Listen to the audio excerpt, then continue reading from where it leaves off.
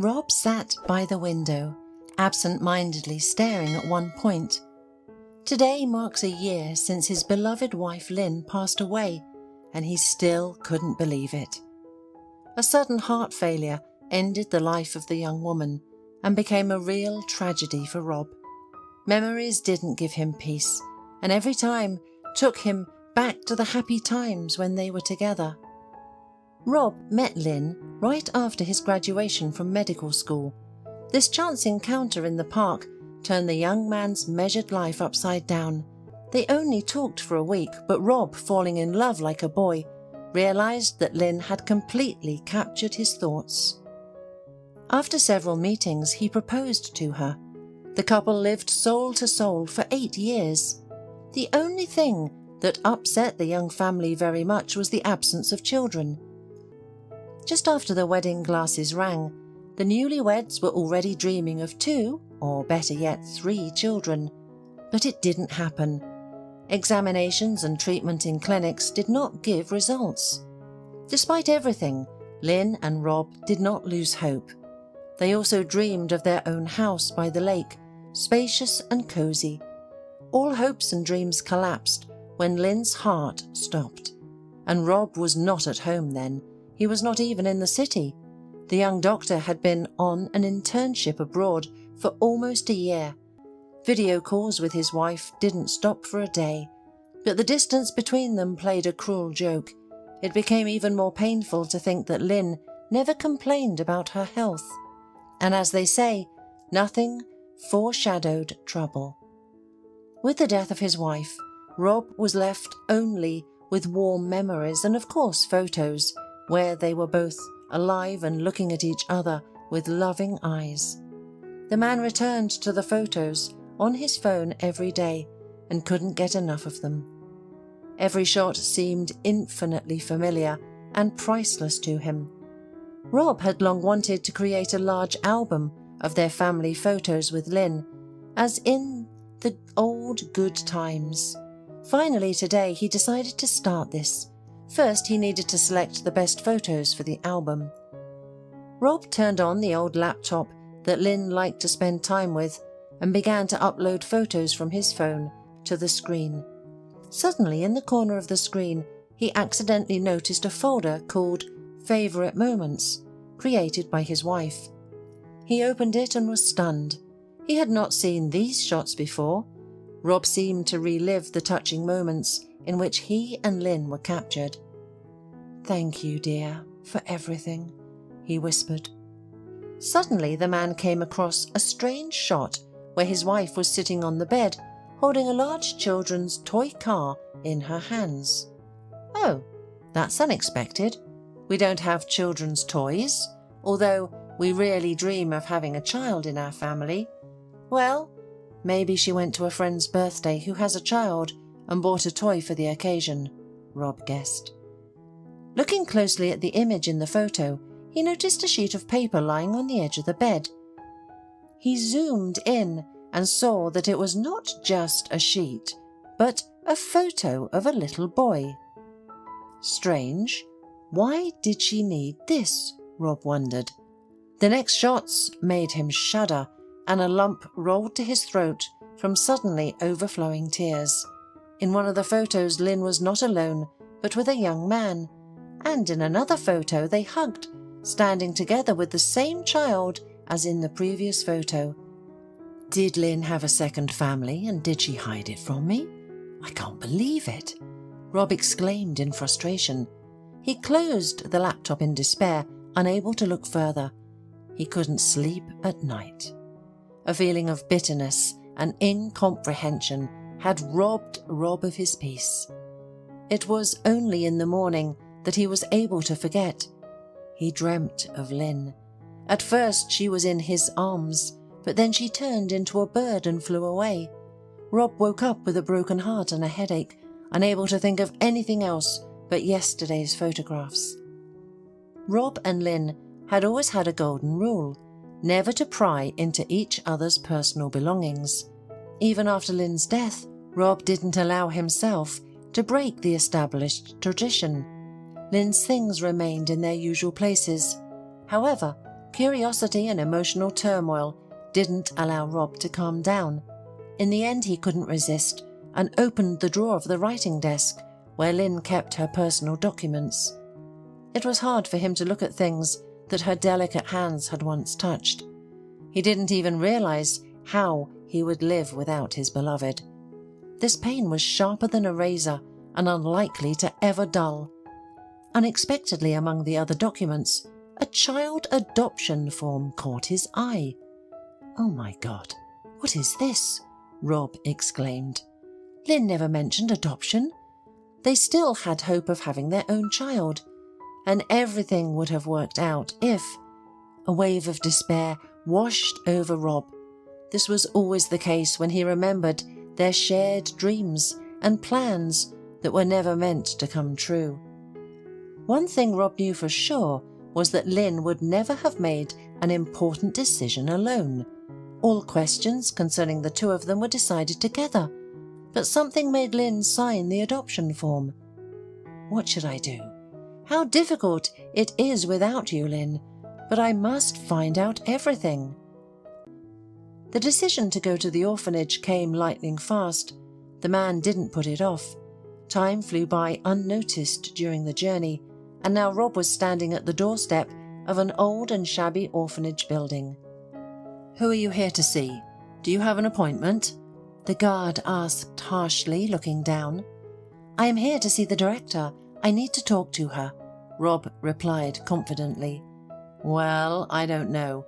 We're very strict about this, and we don't just let anyone in from the street. But wait a minute, I'll call her on the phone," the guard replied. His sense of responsibility was clearly not in question. "You're lucky you came just in time. Mrs. McGuinness is still here, and she is willing to see you. Go up to the second floor. The director's office is on the left down the corridor." "Hello, how can I help you?" said the middle-aged woman with a pleasant appearance and a very kind smile that could melt any heart. "Young man, are you here about adoption? What's your name?" the director asked again, sensing that the visitor didn't know where to start the conversation. "I'm sorry, I was lost in thought. My name is Rob Dewar. Yes, about adoption. That is, not exactly," the man said, becoming flustered again. "Can you tell me if my wife, Lynn Dewar, came to see you last year? Let's take a look. We have records of visitors in our archive. I'm afraid I will disappoint you. No, she didn't come. Although many adoptions have been processed in the last year, there was also a refusal to take a child. A strange refusal," Mrs. McGuinness said significantly. "Why strange?" Rob was interested. "Well, because a woman without any explanation gave her own 8-year-old son to the orphanage. Usually we get refusals from maternity hospitals, children from troubled families or children whose parents die or died under different circumstances. And here, a living, apparently healthy woman just came and gave her child away. In my practice, it's almost the first time something like this has happened." Yes, how heartless people can be.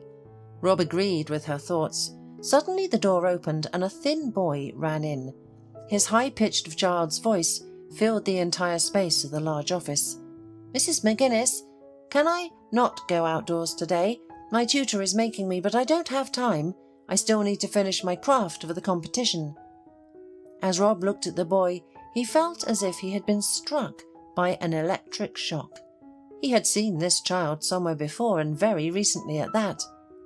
Oh my God, Rob realized this is the boy from Lynn's pictures that he was looking at yesterday and came here for.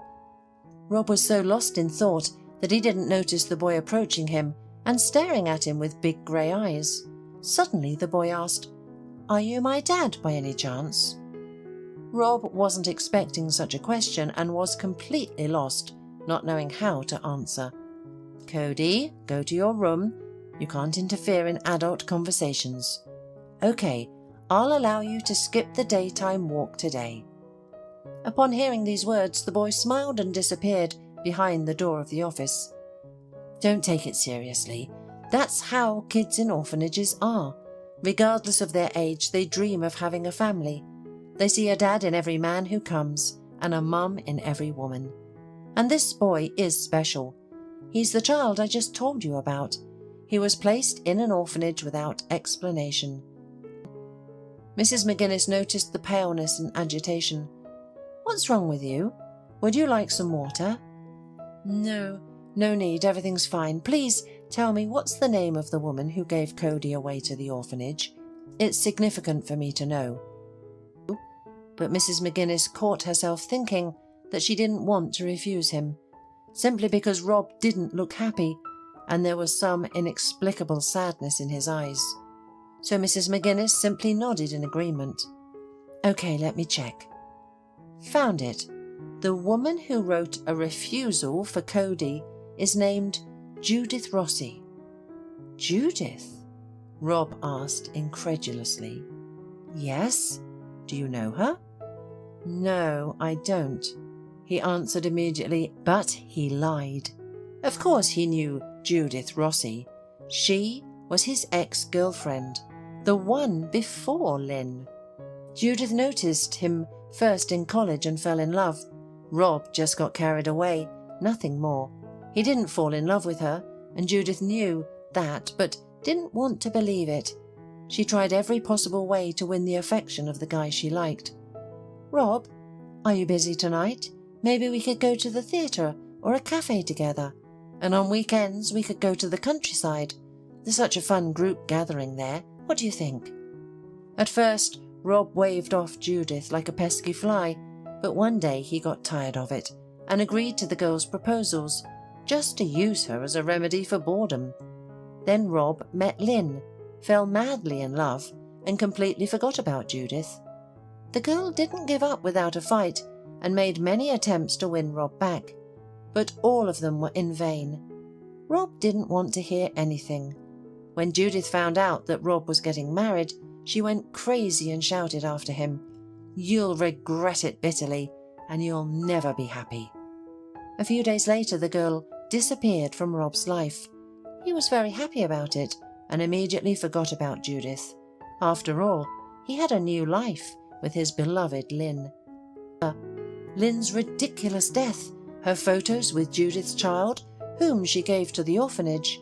Try as he might, Rob couldn't understand or connect the events that had happened. One thing he knew for sure was that he needed to find Judith. Rob was almost certain that she held the key to the solution. Surprisingly, he still remembered Judith's address, tucked away in the corners of his memory. It was easy to find the old 5-story building that he hadn't visited in almost a decade. After a piercingly loud ring, a middle-aged woman opened the door and looked surprised at Rob. "Who are you looking for?" she asked. "Is Judith Rossi here? She used to live here," Rob replied, realizing that the woman in front of him was not Judith. "I don't know anyone like that, sorry," the woman replied. However, seeing the desperation on Rob's face, she added, "Wait, let me ask my husband. Maybe he knows." "Ben, have you heard of Judith Rossi?" A male voice came from the depths of the room. "Oh, Kate, have you forgotten? We bought this apartment from Judith Rossi about a year ago. And who's asking?" "Apparently nobody," the woman said, looking after Rob as he ran down the stairs. Outside, Rob sat on a bench and hugged his head, buzzing like a beehive from today's events. Well, that's a dead end. Where do I look for Judith now? And maybe no one needs to be searched for to find out, to dig up the past. Why, Lynn won't come back anyway. Yes, that's exactly what needs to be done, thought Rob. In a depressed mood, he returned home. Earlier, Lynn's cheerful laughter could be heard here, and the house was filled with comfort, warmth, and happiness. And now, what? Emptiness. The grey walls and ceiling pressed on Rob with terrible force. He collapsed weakly on the couch and immediately fell asleep. Lynn appeared in his dream. They were walking toward each other. Lynn was so beautiful in a long sky-blue dress, walking through a field strewn with wild flowers. She took a little boy by the hand. When Lynn reached Rob, she whispered only one word to him: "Don't give up." And then the girl disappeared, turning into flowers in the field. Rob woke up immediately and said to himself, "I won't give up, I promise, and it seems like I know what to do." He remembered his classmate, Sasha, who had dreamed of working in the police since school, and now he was a detective on especially important cases. That sign was on the door of the office where Rob went, not for service but for friendship. Sasha gathered the necessary information which, to put it mildly, surprised. Instead of the address of Judith's residence, he received information about her death from cancer about a year ago. Around this time, Judith gave her child to an orphanage. Rob also learned that Judith had an older brother named Peter, who was convicted of a series of thefts, served his sentence and lived in a settlement outside the city, and he was probably the only person who could tell what happened. Rob had no doubts about whether to go to Peter or not. The decision came on its own. He just took a ticket on the nearest train and went to the village. "Do you like it?" A rough masculine voice was heard behind Rob. "I built it all with my own hands." "Who are you?" Peter asked as soon as Rob crossed the threshold of the house. "I'm Rob." "Who?" Peter rudely interrupted him. "So you're the one who ruined my sister's life. You deceived the girl and left her. And you framed your wife, Lynn. I wanted to hate her at first, but I couldn't. She turned out to be a good person, but she didn't get what she deserved. And now, what brings you here? Do you want to mess with me? Of course you're happy with your life.